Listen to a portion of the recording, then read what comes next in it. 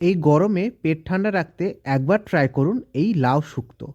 কিভাবে বানাবেন এই রেসিপি দেখে নিন আমার এই ভিডিওতে। তার জন্য প্রথমেই কড়াইয়ের মধ্যে সামান্য পরিমাণে জল দিয়ে দেব।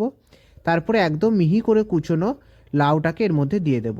তারপরে এর মধ্যে দিয়ে দেব সামান্য পরিমাণে লবণ এবং হলুদ দিয়ে ঢাকা দিয়ে আমরা এটাকে 10 থেকে 15 মিনিট একটু সেদ্ধ করে নেব।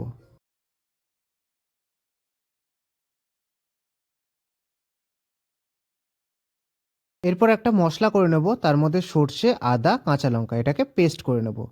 তারপর কড়াইয়ের মধ্যে সামান্য পরিমাণে তেল দিয়ে বড়িগুলোকে আমরা একটু লালচে করে ভেজে নেব।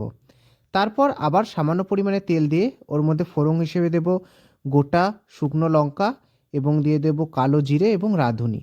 দেওয়ার পর আগে থেকে সেদ্ধ করে রাখা লাউটাকে এর মধ্যে দিয়ে দেব। দেওয়ার পর বেশ কিছুক্ষণ আপনারা এটাকে নেড়ে নেবেন।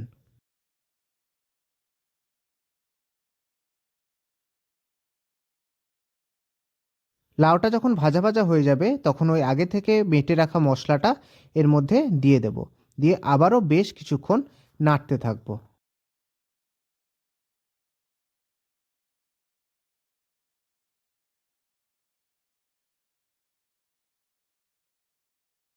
এবার এর মধ্যে দিয়ে দেব স্বাদ অনুযায়ী লবণ, সামান্য পরিমাণে চিনি দিয়ে সমস্ত মিশ্রণটা আবারও ভালোভাবে মিশিয়ে নিতে হবে।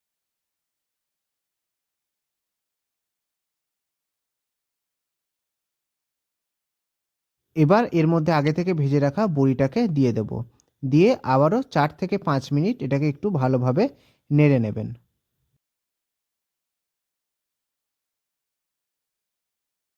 তারপর নামিয়ে নিলে রেডি হয়ে যাবে লাউ শুক্তো।